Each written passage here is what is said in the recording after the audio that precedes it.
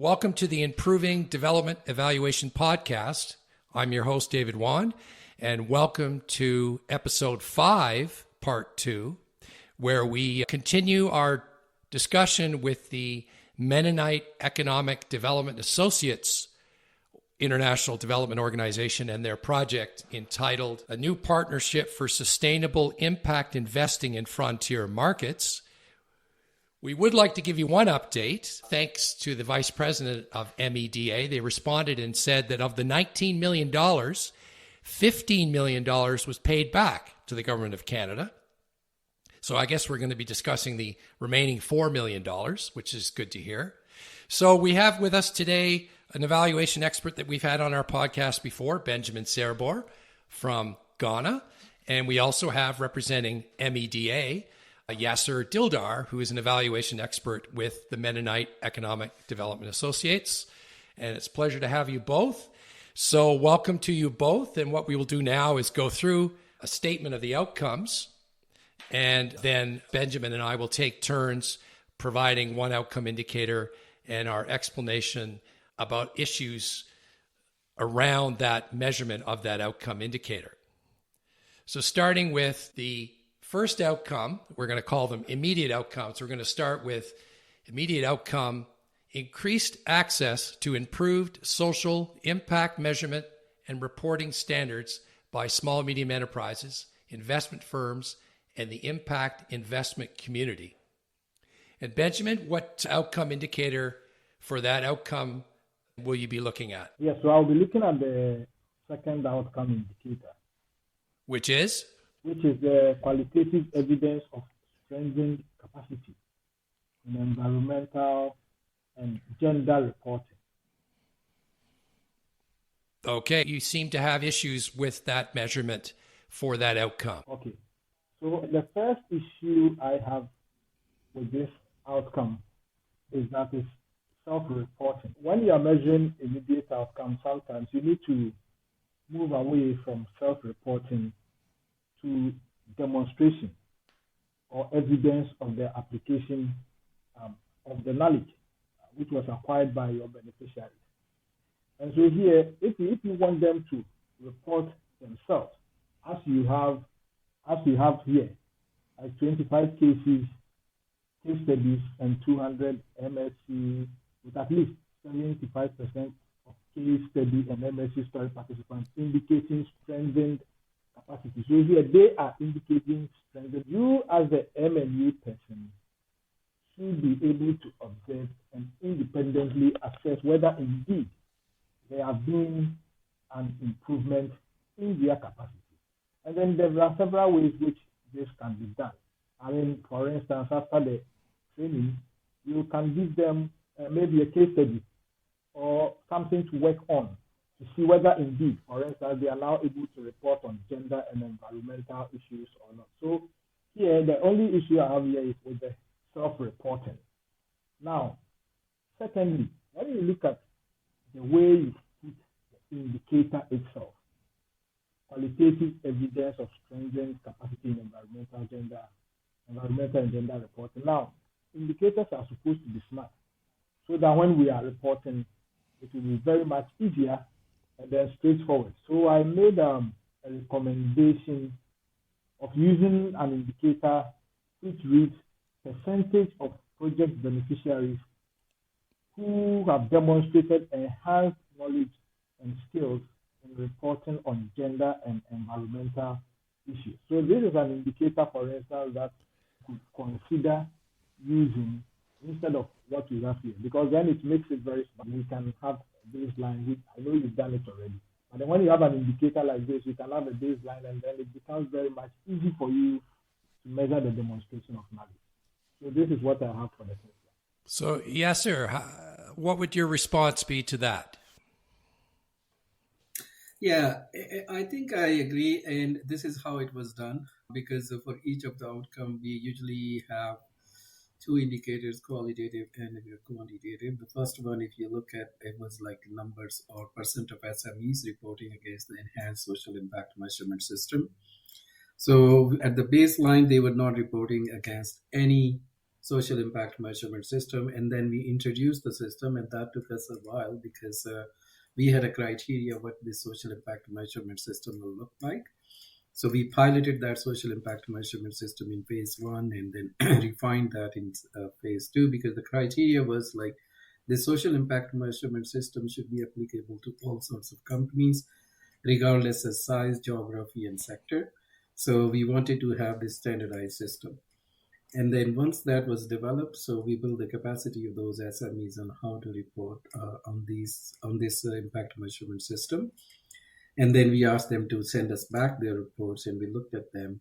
And that's how we reported against this indicator and provided back data to Global Affairs, like how many percent of SMEs reporting against enhanced social impact measurement system. Now, the qualitative evidence was just to triangulate the numbers. So we provided some individual case studies at the end of the project. We wrote like 30 different case studies just to augment the findings based on that percentile numbers.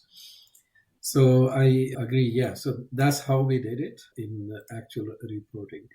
And as you understand from the monitoring and evaluation perspective, so these indicators, once you develop, they are further kind of elaborated. We call that like indicator definition sheet. In the USAID world, it's a performance information reference sheet. So we define each of these terms and how they will be reported, measured and reported internally and externally. Because the PMF is just providing you a list of indicators. Within indicators, you have certain terminologies that need further elaboration. What do we mean SME? What do we mean by social impact measurement? All those kind of things are further defined. And one thing, I think the overall thing that we need to keep in mind, that this is a blended finance project. So the core of the blended finance projects is to, incentivize companies to implement social impact measurement and ESG related practices, but also to crowd in the private capital to amplify the impact. And some of those traditional performance measurement framework might not be so relevant for the blended finance project, but we try to include all of those aspects. So we had some learnings coming out of this PMF, and for the project, PMF was just one reporting instrument. But just one question is, you're talking about small and medium enterprises, but it's the individuals inside of them that you're claiming you've strengthened their capacity to be able to report better on environmental and gender reporting. So it sounds like you've got some tool there where you're actually measuring a real human being inside of this small, medium enterprise. And somehow it's been aggregated up, so we missed that. So what could we get at? It sounds like there might be some tool that you have where you actually measure a human being, because that's what we're trying to get at here, because it's not the institution or the organization, it's inside of them. You can't just say a small, medium enterprise is reporting with strength and capacity unless you measure people inside of that. And what we're saying is there's a bias, because when you use most significant change, it's based on asking them how they feel they're doing on that. What we're claiming is that you need to do something more objectively. So do you have something lower down where a human being inside that small, medium enterprise is actually being measured on their ability to report on environmental and gender reporting in a better way?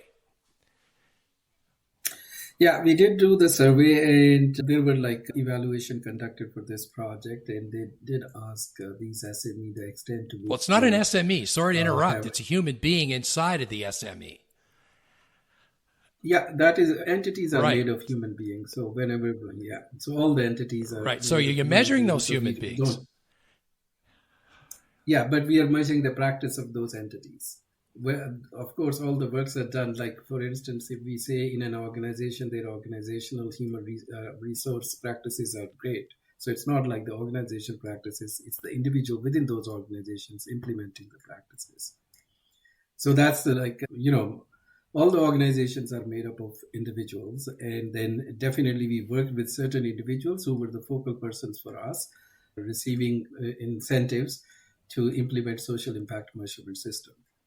And we worked definitely with them, and they had increased ability to report on this, but it was the practice of those SME that changed. Benjamin, any comments? Yeah, I mean, as you've rightly mentioned, once we have the entities, individuals mentioned here, obviously we need to measure that. I agree with yourself that yes, those individuals are going to make a certain contribution at the institutional level. And so we can measure that contribution they are making at the institutional level. I mean, or at the institution now, for instance, they participated in this training.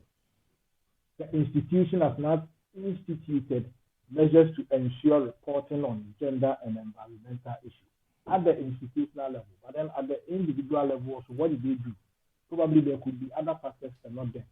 So then it's always good that we look at the individuals also, in addition to looking at what the institution has done. Yes, and just saying the number of SMEs are reporting against this system is, in my opinion, not an adequate measure to make the claim that their capacity is strengthened. So we can leave it at that. But I understand what you're saying is that the PMF is maybe at a higher aggregate level where that's just simply not the case. So that's fine. I mean, we can move on. But I mean, I think our point is still valid, that you can't make these claims of strength and capacity unless you're going to measure individuals on their strength and capacity. I mean, and that's a common problem that we have, but we won't repeat ourselves. I'll move on to the second, unless Yasir, you want to make another comment before we move on to the next outcome. Yeah, no, I think it's the same, like whether we were focusing on individuals or entities. So here the focus was entities. Even those individuals leave, those SMEs will continue reporting on that enhanced social impact measurement system. So because the purpose was to institutionalize these practices. So we make this system available to those SMEs. So even those individuals who participated in initial discussions and trainings, they would leave, but SMEs will still continue reporting on the social impact measurement system. And you may have an internal system where the percent of those SMEs that are reporting against, but it's not here, but ideally you'd want to have the percent of those SMEs that actually reach a minimum standard, like a SMART, a minimum standard of acceptable strength and capacity, and you just tick the box and say, now, based on our assessment of those individuals in that SME, we can conclude that that SME as an entity has strengthened its capacity. And we don't see that here, but we suspect you've got it somewhere else.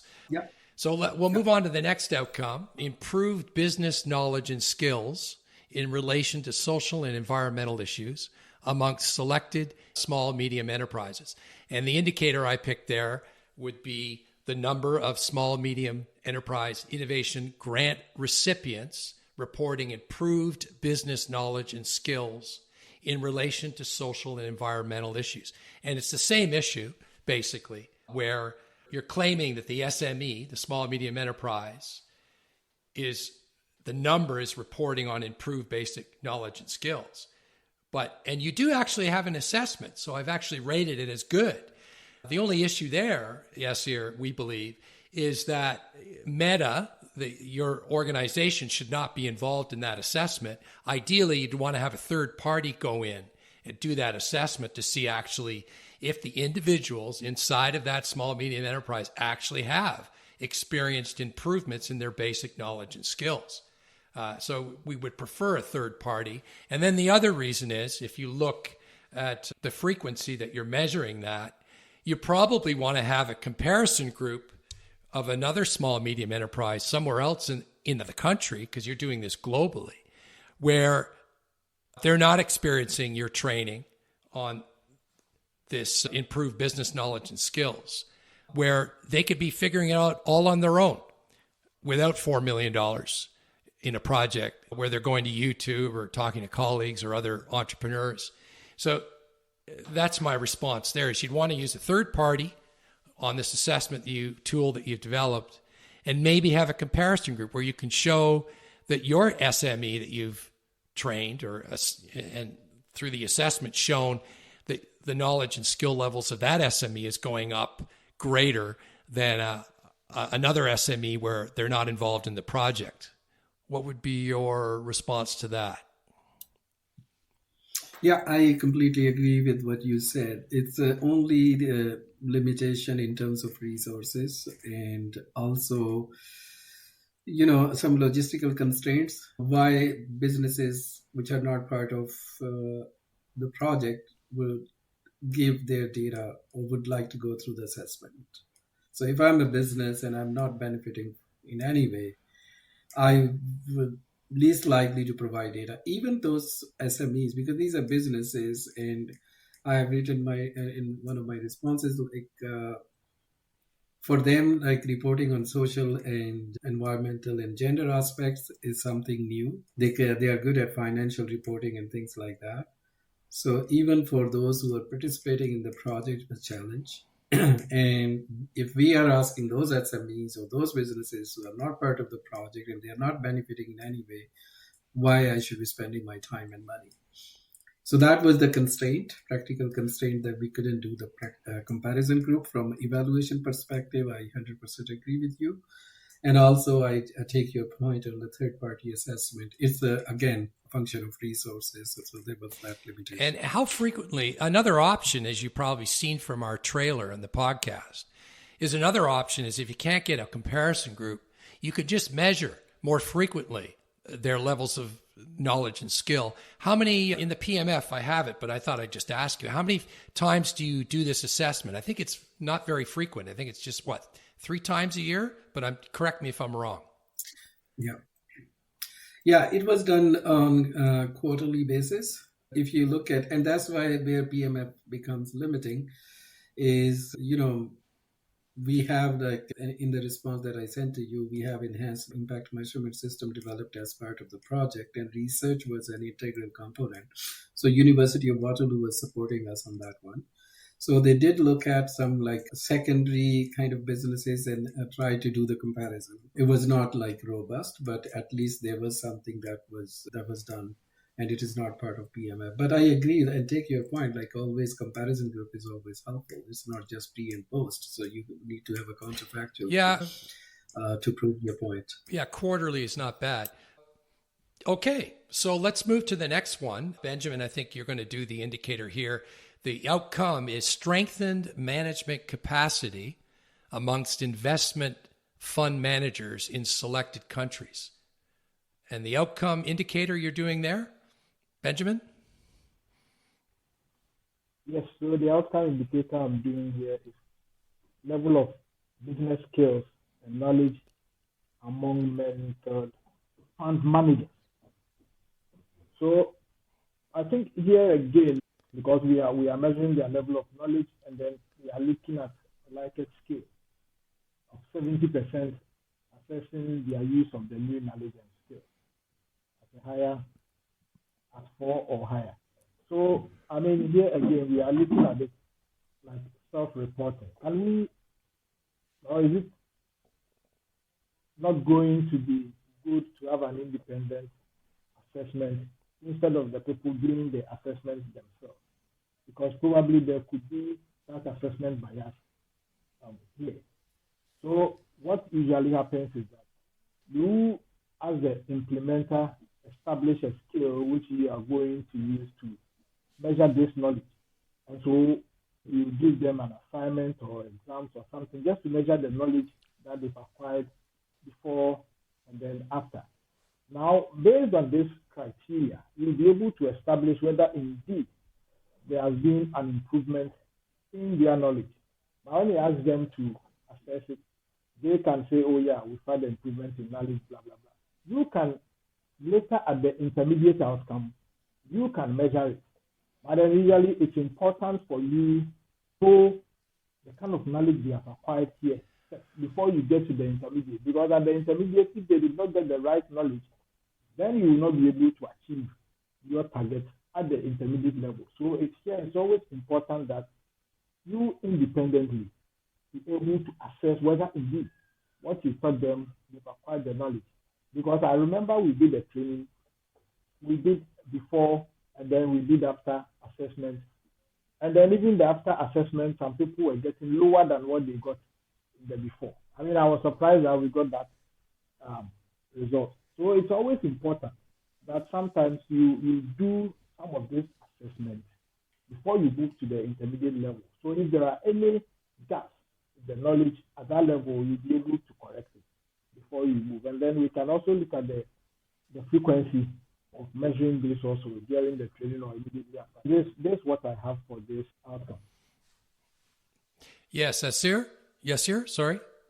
Yeah, Benjamin, I agree. So for the mentorship program, we did develop a very robust kind of assessment criteria, and that same form was used at the beginning of the mentorship program, like when fund managers would decide to participate, and towards the end and in between as well. And then we also try to do the satisfaction with the process itself. I agree. It is self. Well, this is it. What you're introducing is not in the PMF. We've just got both significant change and case studies, I think. Correct me if I'm wrong. Right, Benjamin? What exactly was used for that? Was it? I think they use. It says level of business skills and knowledge among mentored fund managers. So I think the fund manager, people being mentored, were reporting. So that's a self-reporting bias right there. But you're talking about an independent assessment, yes, sir, which I don't think that's going on here, correct?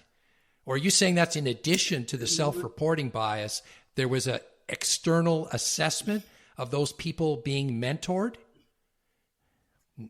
No, it was a self-reported So we agree assessment. then. All right. So gotcha. Yeah. So it was, but it was like pre and post. So they were like identical. Sorry to interrupt. So let's just cut to the chase. If we've got this self-reporting bias, would you not prefer to have some external objective assessment of their business skills and knowledge? And that the only reason you didn't do that is maybe you didn't have the money? Correct. Resources have been one of the constraints. And second part, as I have been saying, based on my experience working with the private sector, especially investment fund managers, and these are relatively speaking bigger businesses, is the challenge in getting data is not always easy. So we have like PMF developed from the perspective of traditional social economic NGO sector or civil society or sector.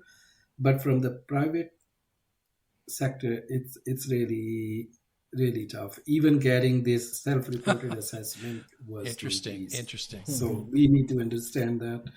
And this is not the first project. Like we did another one. So the same thing, like we need to actually sell and make a business case why this data is important. So data should be used for like making a business case. If they don't see a business case for providing data, so they won't do it because they are putting in their money and everything because they will be attracting private capital. And the success of this project was this project established a fund which is still functional and is still providing investment money to SMEs in developing countries to create jobs, and was able to attract around $150 million.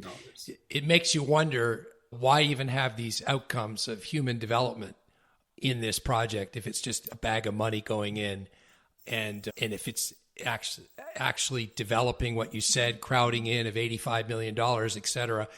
That means that they, in theory, have the capacity to do whatever they got to do.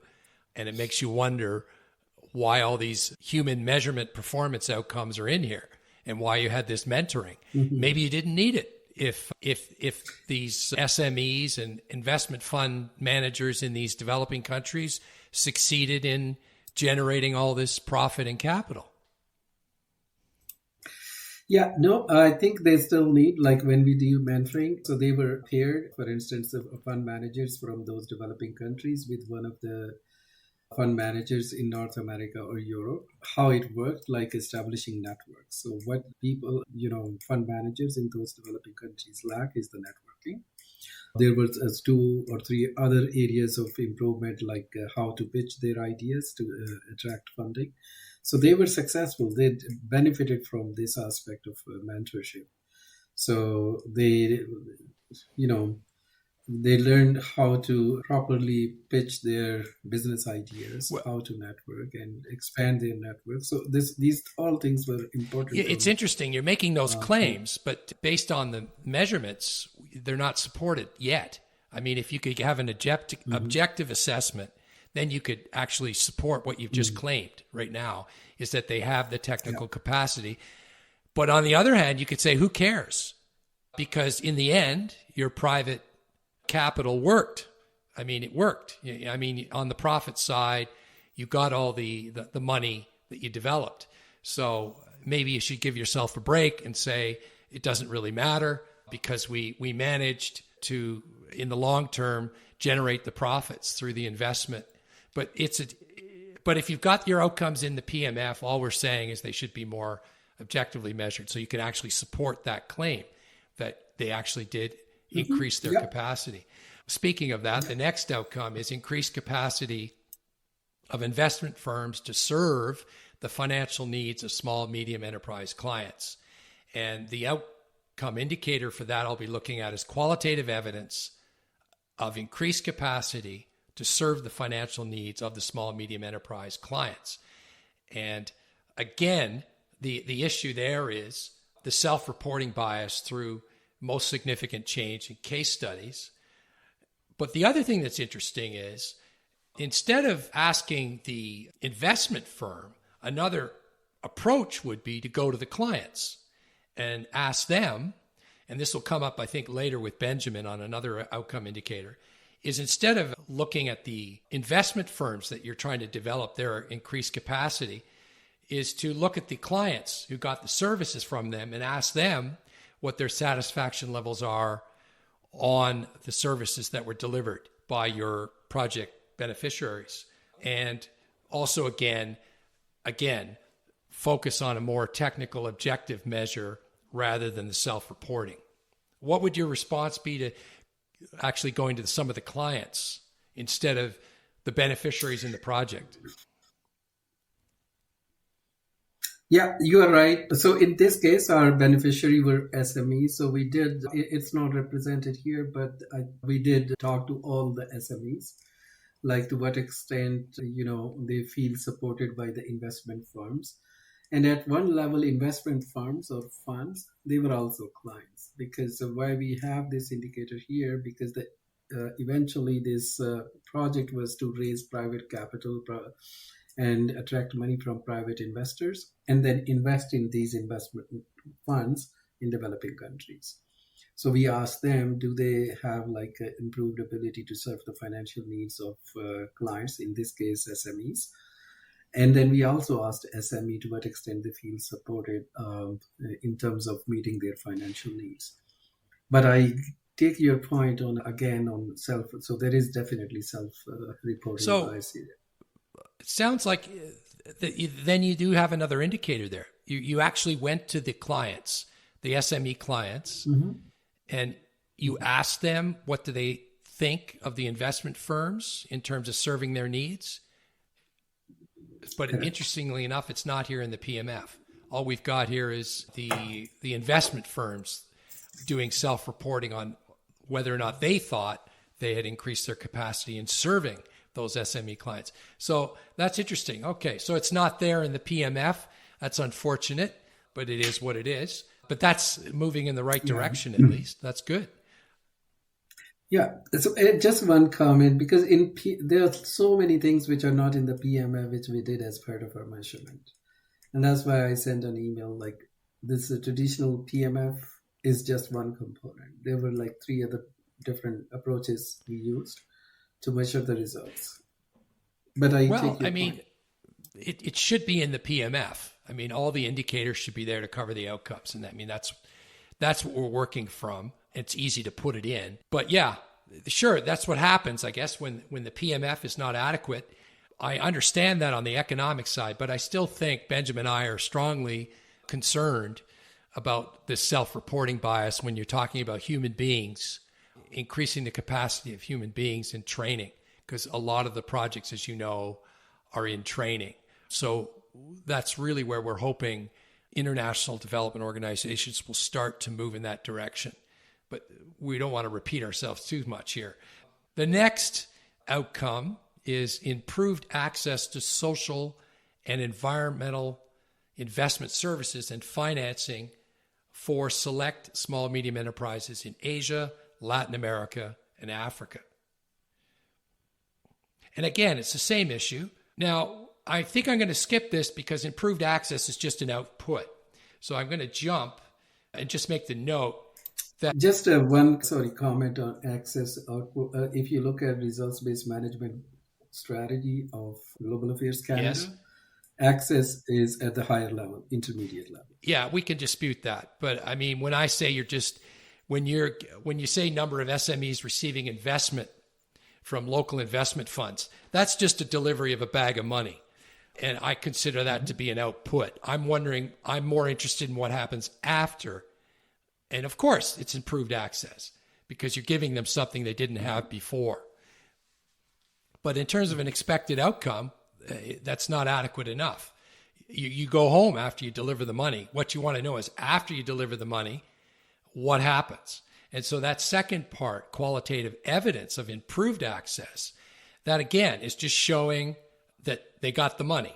But what we're more interested in knowing is after that, what's the expected outcome? So that's why I moved to the next outcome where it says select small and medium enterprises and investment firms are use, quote, improved social and environmental impact measurement and reporting standards. So in that one, what I looked at is the outcome indicator is, interestingly enough, it says they use the standards. And I guess what you're doing here is, if I look at the indicator, and you have two here, which is interesting. You have the perception of fund managers and small and medium enterprises on user friendliness of improved measurement standards. And you also have another indicator, number of investment funds and small and medium enterprises with improved social and environmental impact measurement and reporting standards. But the issue is, how do you know that the number reporting is actually experienced an improvement in social and environmental impact measurement and reporting standards? Like you've got the number reporting, but ideally what we want to know is within that number is the percent who are up to the standard that you've described. So you may want to elaborate on how do you get at the conclusion that the number you are reporting has indeed reached this standard. So number by itself is really not sufficient. You need to say number and percent of that number that actually reached the standard. For this indicator, did you actually have an assessment or something that you used to claim that the number actually equals those who've actually improved on their reporting standards? Yes. Yeah, we did like number and percent. So what we need to understand here is, as part of this project, there was no social and environment impact measurement reporting that investment funds or SMEs were using.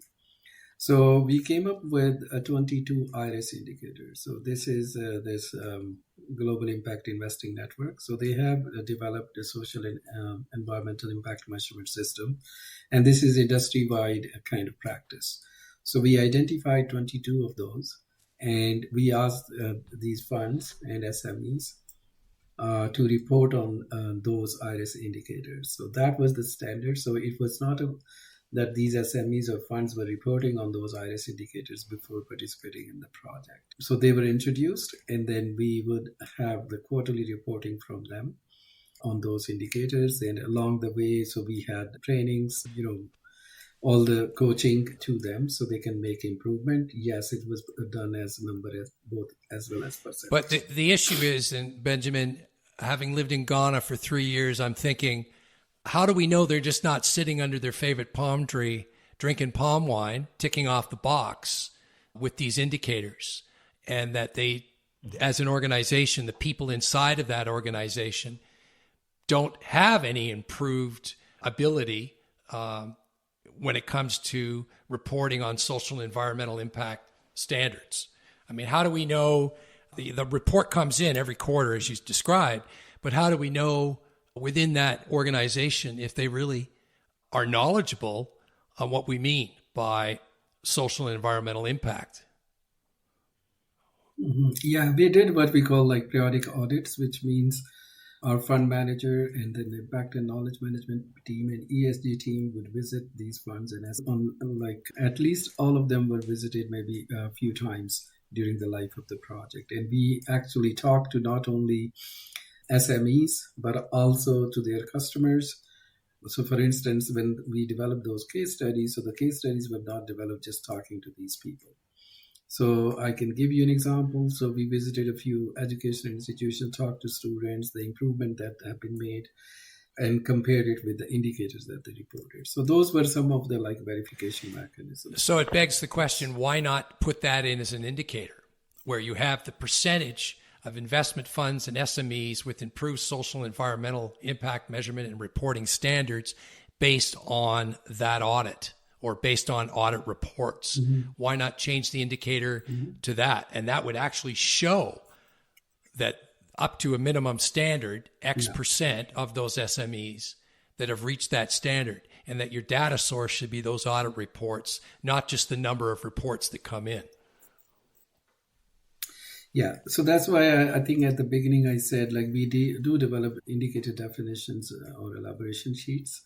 So it further says, okay, reports is one source of data that we have in the PMF. In addition to that, what else needs to be included? Yeah, I think you should change the indicator here.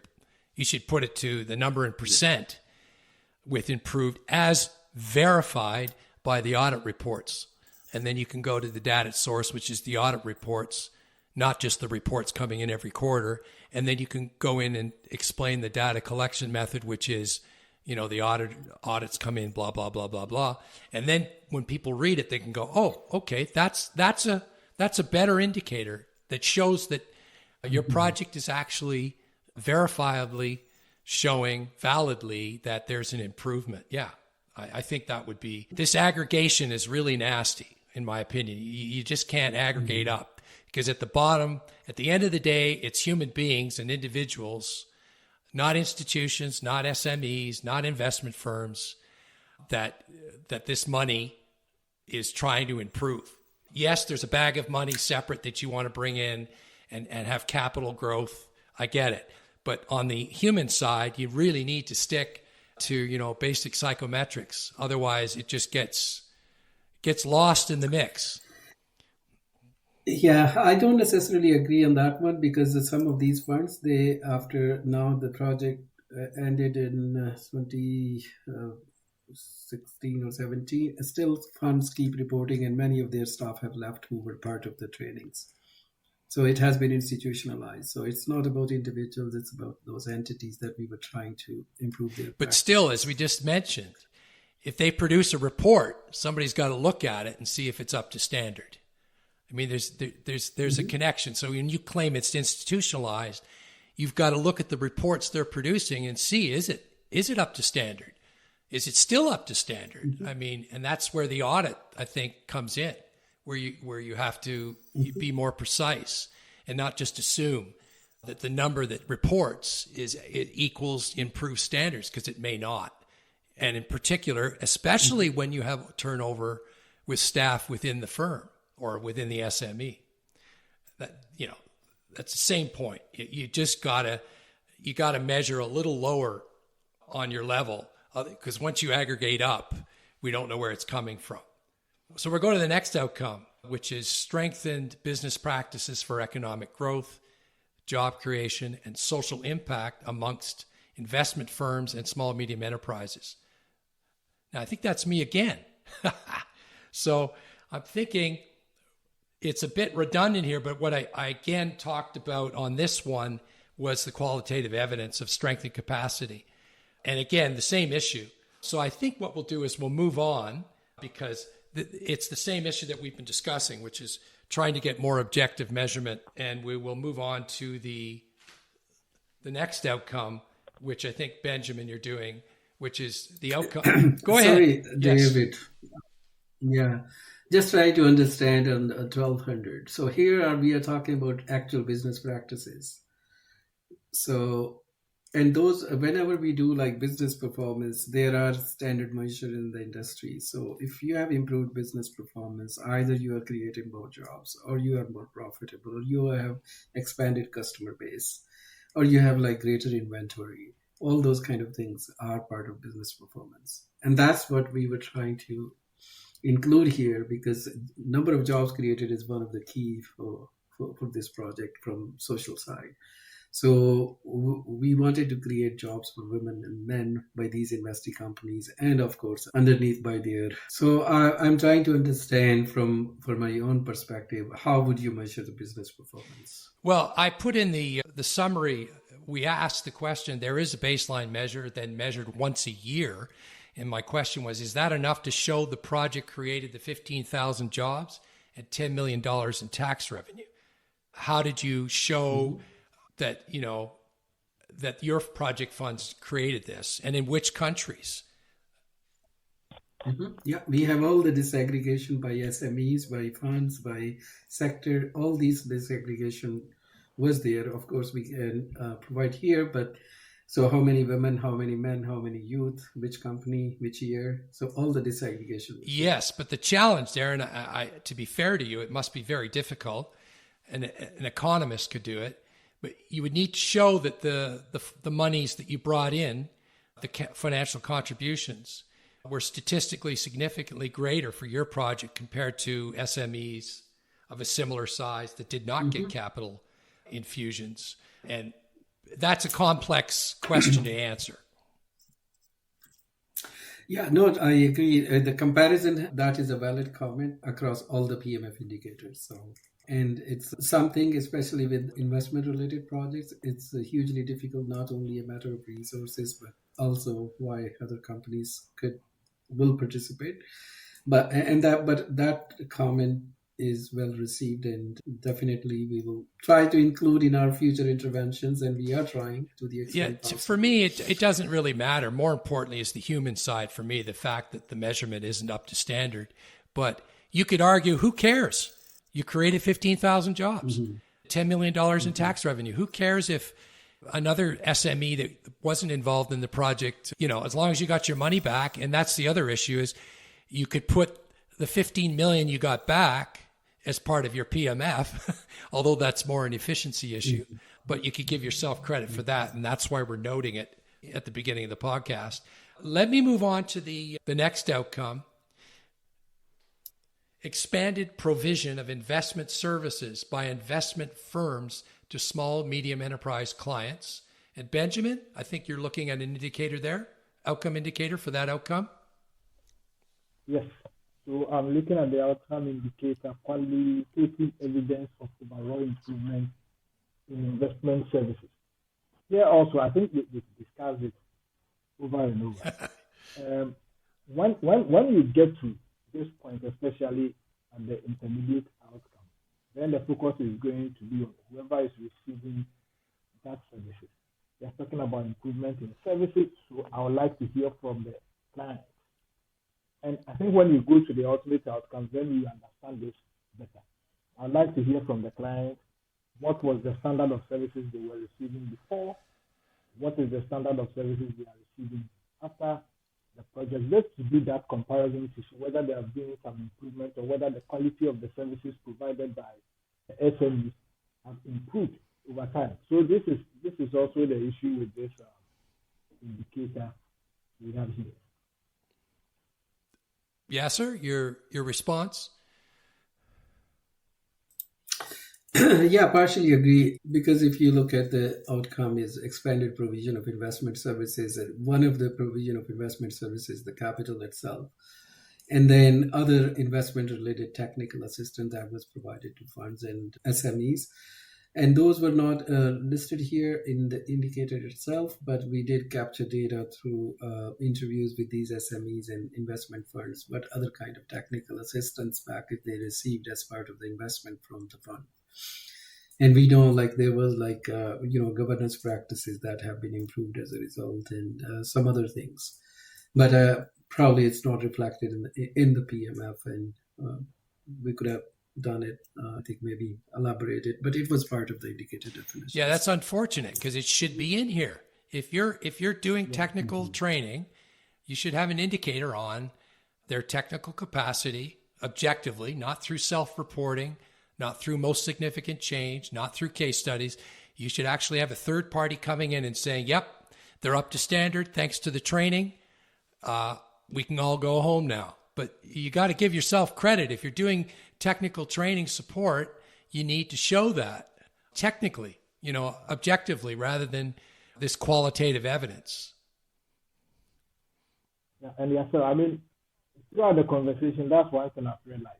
I think you've done a lot, but then we don't have it in the PMF.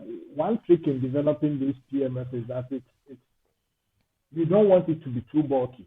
But then you just have to make sure that some of the key things you are going to do is reflected in the PMF, which you have mentioned. Because, I'm getting a clearer understanding of what you have done compared to what I see in the PMF and then the kind of instruments you are using to measure everything. So in subsequent ones, I think it will be good if you are able to elaborate, specify, some of these things in your PMF. It will make it much easier for a third person or someone outside the organization to understand what you are actually doing. What we have here now, yes, it doesn't give that elaboration. Yeah, point well taken. Yeah, bias. And there's a point where at least you're doing self-reporting bias. Yes, sir, we've got some projects coming up on a future podcast where all they do is take attendance and everybody goes home. So you're at least at the second level where you're at least attempting.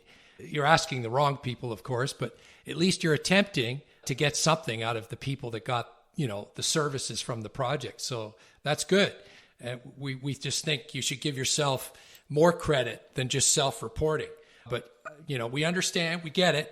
Sometimes you don't have the money to hire a psychometrist to come in and do a proper objective technical measurement. Yeah. And only one comment. Yes, please go. Yeah, no, I agree with what you're saying, Benjamin. Only thing is, we consider PMF is just one instrument. It can be improved based on what you said, like always having comparison group and more objective measures. But then it is a matter of resources. So how much resources you want to put in there. But we do have for all our interventions, including this one, and this one in particular, we had a very elaborated research and learning agenda developed, and which is not part of the PMF as such. But when it comes to reporting, we would always benefit from that research and learning activities. Yeah. But again, you need to put it in the PMF in terms of a more valid indicator for the outcome, because you can't have it both ways. You can't claim you're achieving these outcomes of strength and capacity and then have a weak measure of that. If you are doing a better measure somewhere else in the research and learning document or wherever it is, bring it into the PMF, because that's where you're going to be measuring performance. So, if you're doing it, then you should bring it in. That's all we're really trying to get at. The last outcome. Go ahead. Sorry. Yeah, on that one, I agree. But PMF is a linear kind of framework and it has its limitations. So for instance, we usually in our projects do a lot of things around gender equality, environmental sustainability, and those kind of things. You can't put everything in the PMF. It will become really, really difficult to manage. There will be 100 indicators and so many other things. So you can only do with the PMF certain things, but not everything that the project is trying to do. Yeah. Well, yeah, but in the outcomes that you have here, that's all we're saying. The outcomes here are clear, your statements of what you are claiming that you're achieving. Then you just got to make sure the indicator for that outcome is reliable and a valid measure. And what we're saying is it's not there. Yes, you could have another 50 outcomes flying around in the project, but you've already made the decision that these are the outcomes, and there's only 9 that you've listed. All we're saying is for those 9, make sure that your outcome indicators are tight, they're reliable, they're valid. That's all.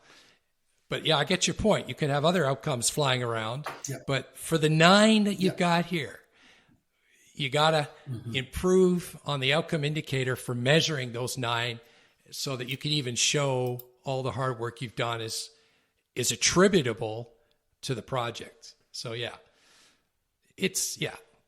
I'm just repeating myself. So let's move on to the last outcome. The expansion of up to 130 socially and environmentally responsible small and medium enterprises, serving up to 5,050,000 women and men, includes suppliers, employees, and consumers of small and medium enterprises, small and medium enterprise goods and services in emerging frontier markets. And Benjamin, you were going to look at an outcome indicator for that outcome. Yes. So the indicator we have here is change in select SMEs client base, which I believe it's a good thing to measure.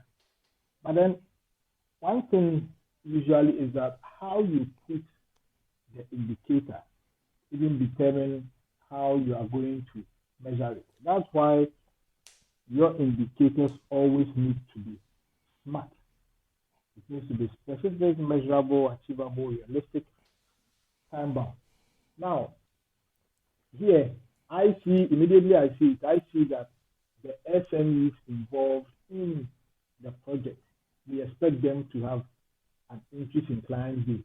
So when you look at the discussions we've had on the immediate and then the intermediate outcomes, where we talked about the clients, we want you to assess what the clients are saying about the SMEs. Now they all end up here talking about why this SME is going to have more clients. Probably because they are satisfied with something. That is why most of them will subscribe to work with these SMEs. So this is a good indicator. But the way it has been put here, I think you can do something about it, or you can work on it. So let's say you can look at number of clients or new clients that are subscribed to the services of the SME. So then before you implemented the project, you record the clients or customers that they have, and then after the project, you record the customers that they have. And so all that you have done, all the discussions that we've had, when it comes to now they responding to gender, environmental issues in the services that they provide, then how did all this contribute to increase in the client base or increase in their customers? So then once you get this indicator right, it helps you to develop tools which will enable you to measure this objectively.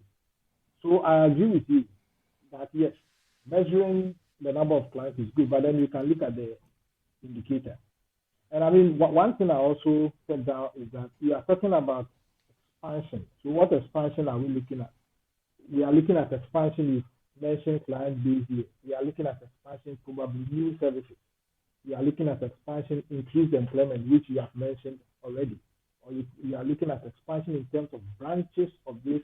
All these are some of the things that you could consider, or probably increase in profit margin. So when you talk about expansion, it's broad. So sometimes you need to narrow down. Here you settled on the client as the expansion you are talking about. Probably there could be other expansions or other measures which you can use to look at how these SMEs have expanded their operations.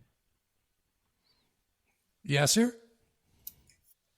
Yeah, no, I think that makes sense. Yeah, we take one major one, the client base. I think that's what we focused on in terms of like how they become socially and environmentally responsible. That was a function of like what kind of clients they have. So they are reaching to more women and other groups which they traditionally wouldn't do. And this is not in the PMF, but in the detailed reporting, because we were receiving quarterly reports from them in terms of their client base. So that's how we reported on this outcome. But I get your point. Benjamin, any further comment? Yes.